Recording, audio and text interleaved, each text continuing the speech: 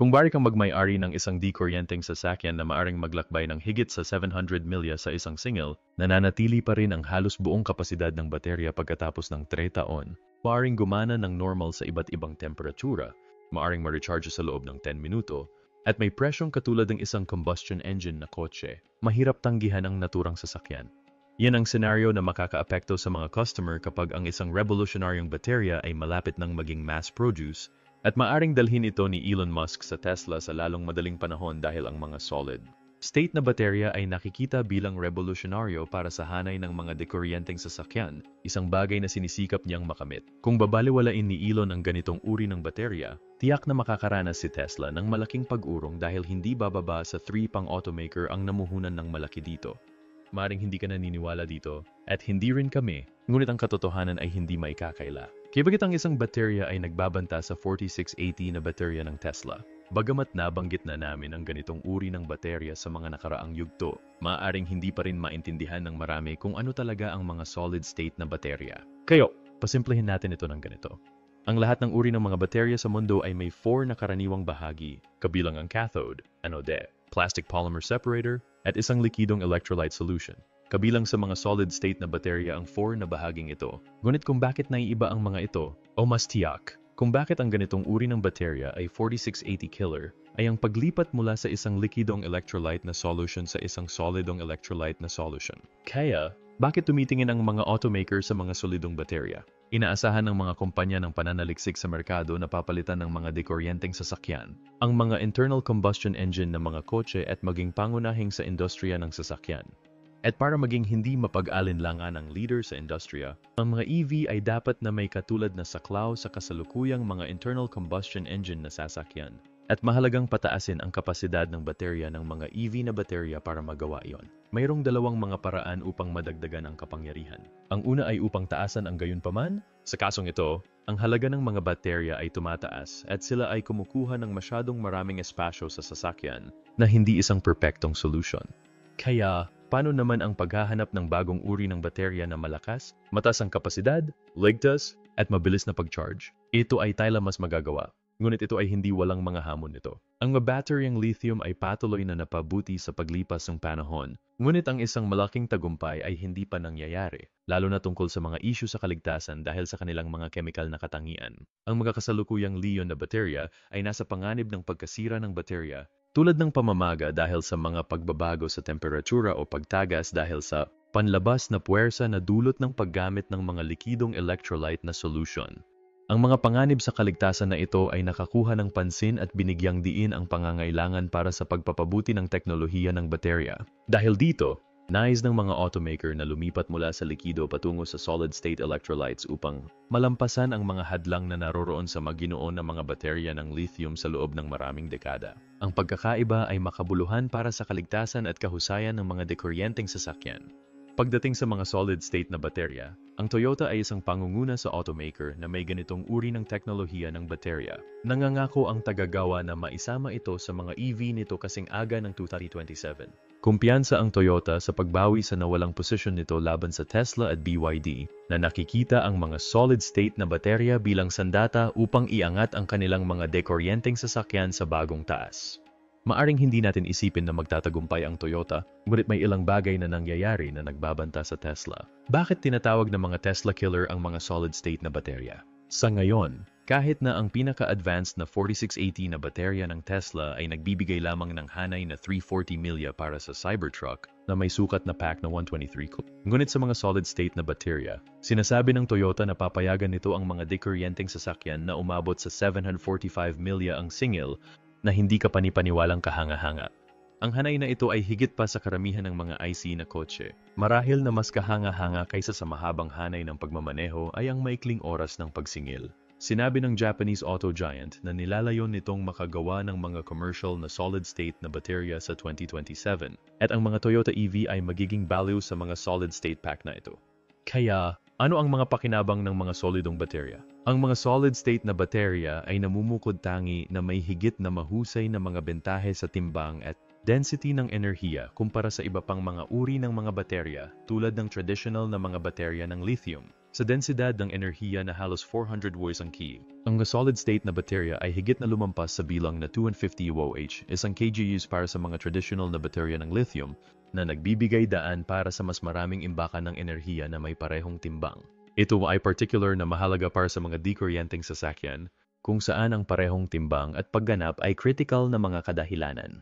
Bukod pa rito, sa mga tuntunin ng densidad ng kapangyarihan ayon sa volume, ang mga solid-state na baterya ay maaring umabot ng hanggang 1200 WH isang litro kumpara sa karaniwang 700 WH bawat litro ng mga conventional na baterya na higit na nagpapahusay sa kanilang pagiging kaakit-akit at mga potential na application sa mga advanced na teknolohiya. Ang QuantumScape, na nakabase sa labas ng US, kung saan hawak ng Volkswagen ang 5% na stake, ay nag-anunsyo ang isang pag-aral noong nakaraang taon na nagpapakita na ang kanilang mga solid-state na baterya ay may density ng enerhiya na higit sa 1,000 WH bawat litro. Kung gusto ng Elon Musk ang mga solid-state na battery cell na ito, nangangako ang QuantumScape na paganahin ang mga Tesla electric vehicle na magkaroon ng driving range na katumbas ng mga internal combustion engine na sasakyan.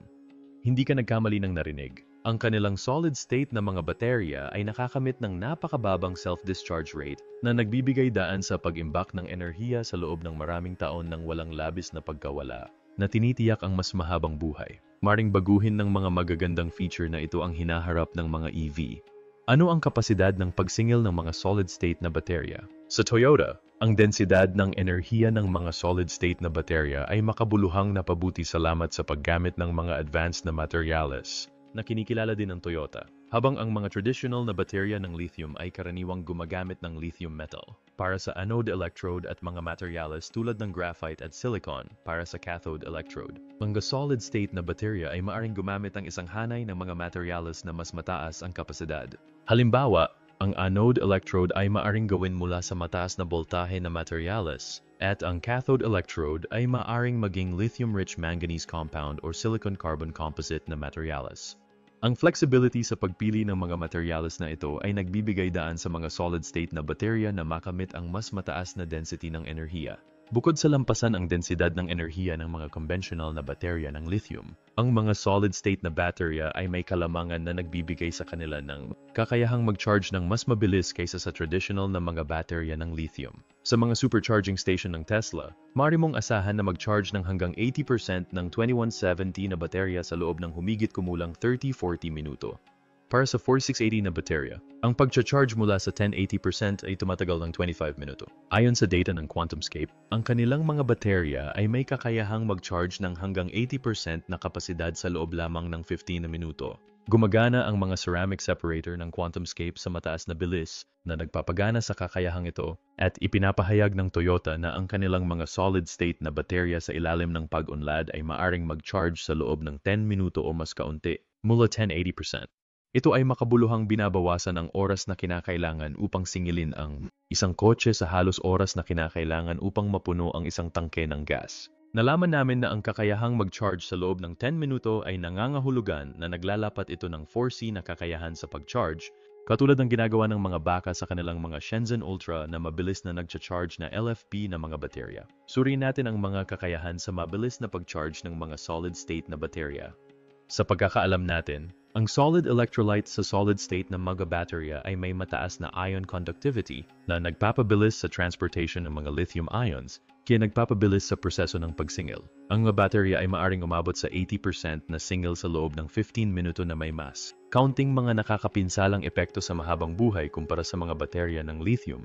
Bagamat ang pagkamit nito ay nangangailangan ng iba't ibang paraan. Gumagamit ang mga solid-state na baterya ng mga metal oxide, metal sulfide, o solid polymer na ang lambot ng sulfur ay palaging susi sa pagpapabilis ng proseso ng pag-charge. Ang mga ion ay gumagalaw sa pamamagitan ng sulfur ng mas madali kaysa sa pamamagitan ng ilang mga electrolyte na ang mga ion ay gumagalaw ng mabilis at maayos. Ibig sabihin, ang oras ng pagsingil ay nagiging mas mabilis. Sa kaso ng mga oxide electrolytes, maaari nitong hawakan ang mas mataas na boltahe. Ibig sabihin ay maaari nating itulak ang higit pang mga ion sa pamamagitan ng electrolyte. Higit pa rito, ipinahiwatig ng ilang pag-aral na ang mga solid-state na baterya ay maaring ma-charge ng higit sa 5 beses na mas mataas kaysa sa mga baterya ng lithium-ion sa buong buhay nila. na tumutulong sa pagpapataas ng habang buhay. Gaano kaligtas ang mga solid-state na baterya? Ang isa pang alalahanin ay ang kaligtasan ng mga dekuryenteng sasakyan na hindi pa ganap na natugunan ng mga lithium pack gamit ang mga likidong electrolyte. Ang mga likidong electrolyte sa mga baterya ng lithium-ion ay lubos na madaling masunog, ngunit ang Toyota at mga tagagawa ng solid-state na baterya ay lubos na kumpiyansa na dahil ang mga solid-state na baterya ay walang ganoong likido, hindi sila nagdudulot ng parehong panganib ng sunog. Talagang bihira ang mga sunog sa baterya ng lithium-ion at ang mga tagagawa ng kotse ay may pinagsamang mga enclosure at mga hakbang sa protection upang maprotektahan ang mga ito. Ngunit kapag nangyari ang mga ito, maaari itong maging matindi at mahirap patayin kung minsan ay kumukuha ng mga galon at galon ng tubig. Maraming mga nag-aalinlangan sa mga dekuryenteng sasakyan at mga baterya ng lithium ang palaging nangangatuwiran na ang pagmamaneho ng mga dekuryenteng sasakyan sa malalayong distansya araw-araw ay parang paglalaro ng totoong buhay na laro ng panganib. Ngunit ang kaligtasan ng mga solidong baterya ay maaring magbago ng pananaw na iyon sa ilang mga punto kapag ang mga ito ay isinama sa mga EV. Sa esensya, mayroon pa ring maraming mga kadahilanan na maaring matukoy ang kaligtasan, tulad ng mataas na thermal stability ng solid-state na mga baterya kumpara sa mga traditional na lithium-ion na baterya. Ito ay dahil ang solid electrolyte sa solid-state na mga baterya ay may mas mataas na punto ng pagkatunaw at hindi gaanong madaling masunog, kaya ginagawa itong mas ligtas.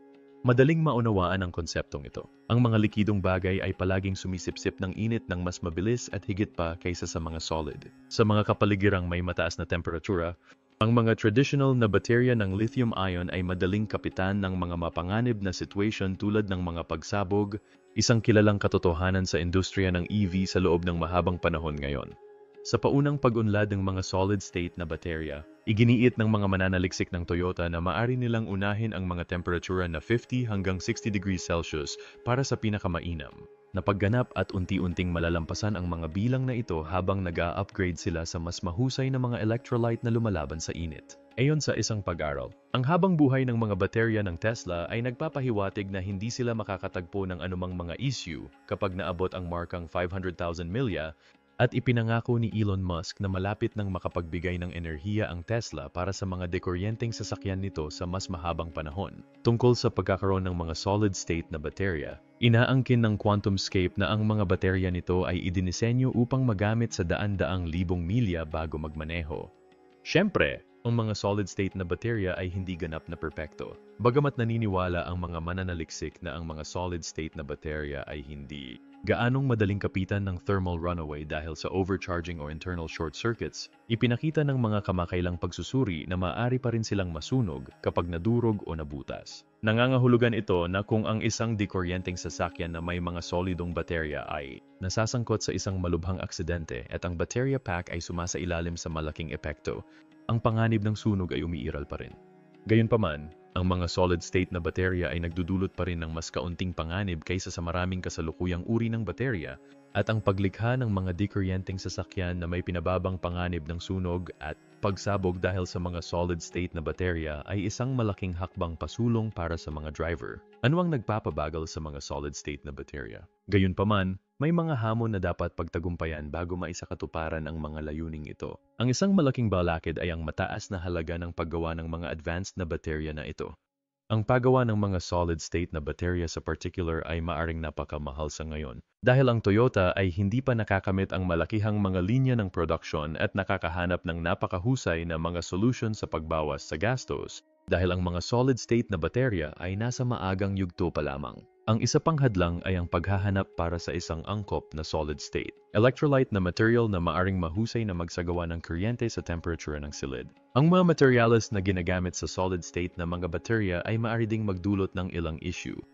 Narinig mo na ba ang dendrite formation? Dun, habang nagcha-charge, nagsisimulang tumubo ang maliliit na matutulis na estruktura na gawa sa lithium metal at maaring mabutas sa solid electrolyte na nagiging sanhi ng mga short circuit. Sa mga conventional na baterya ng lithium, mas malamang na mabuo ang mga dendrite, ngunit hindi iyon nangangahulugang maaalis ang mga ito kung papalitan mo ang mga uri ng electrolyte. Nangyayari pa rin ang mga ito habang nagcha-charge, mas kaunti lang kaysa sa mga karaniwang lithium na baterya.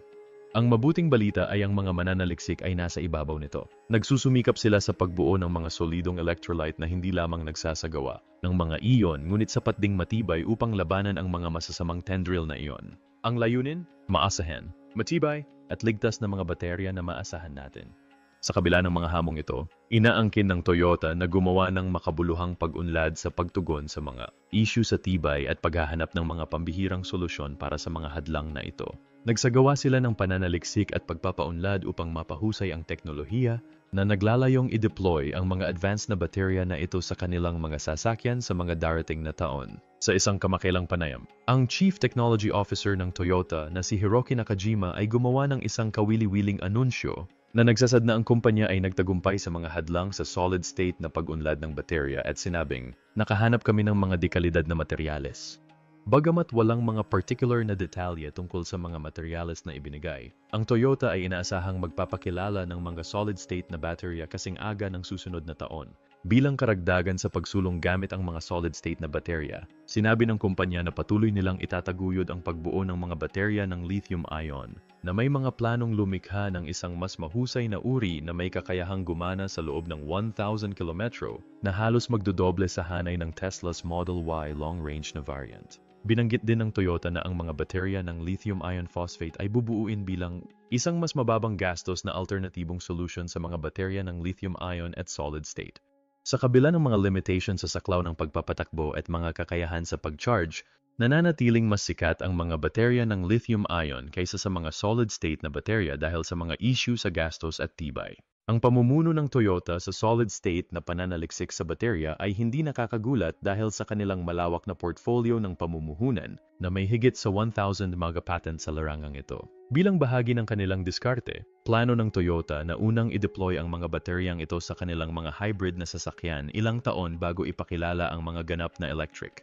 Sa mga solid-state na baterya na inaasahang magiging available sa 2027 o 2028, ipinapahayag ng Toyota na makakamit ng kanilang mga EV ang isang kahanga-hangang hanay na 745 milya na hihigit sa kasalukuyang record na hawak ng Lucid Air sa 520 milya. Higit pa rito, ang advanced na teknolohiya ng Toyota ay naglalayon na makabuluhang bawasan ang oras ng pagsingil na may mga inaasahan na kukuha lamang ng 10 minuto para sa isang buong singil sa hinaharap. Bagamat maaring tumagal pa ng maraming taon, plano rin ng Toyota na magpakilala ng pangalawang generation ng mga solid-state na baterya na higit na magpapahusay sa kanilang mga dekuryenteng sasakyan.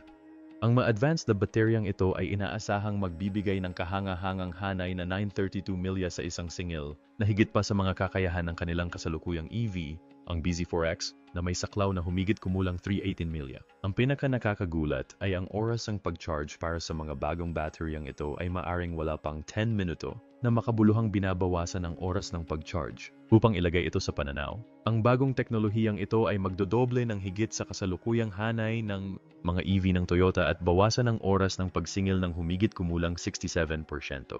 Ang mga pagpapahusay na ito sa saklaw at bilis ng pag-charge ay makabuluhan at tinutugunan ang dalawang critical na salik na nakakaapekto sa pagtanggap at kaginhawahan ng mga dekuryenteng sasakyan. Upang makamit ang mass production at gawing abot kaya ang mga EV na pinapagana ng bagong teknolohiya ng baterya na ito para sa mga consumer, kailangang magpatuloy ang Toyota sa paggawa ng mga paraan upang mabawasan ang kanilang mga gastos sa pagmamanupaktura. Ang Toyota ay hindi lamang ang kumpanyang nagtatrabaho sa mga bateryang ito. Ang ilang iba pang mga automaker ay nakikipagkarera sa commercial na kanilang mga solid-state na baterya. Noong Nobyembre ng 2022, gumawa ang Honda ng isang kawili-wiling anunsyo tungkol sa isang bagong polymer fabric na maaaring pahabain ang buhay ng mga kasalukuyang solid-state na baterya. Ang kasosyo sa Tesla na CATL ay naglalayon na makagawa ng mga purong solid-state na baterya sa maliit na dami sa unang pagkakataon noong 2027, ngunit inilalarawan ng isang kinatawan ng kumpanya ang malakihang produksyon bilang mahirap pa rin. Ito ang unang pagkakataon na ang pinakamalaking tagagawa sa mundo ng mga baterya ng dekuryenteng sasakyan ay nagbalangkas ng isang timetable para sa pagpapakilala ng mga solid-state na baterya.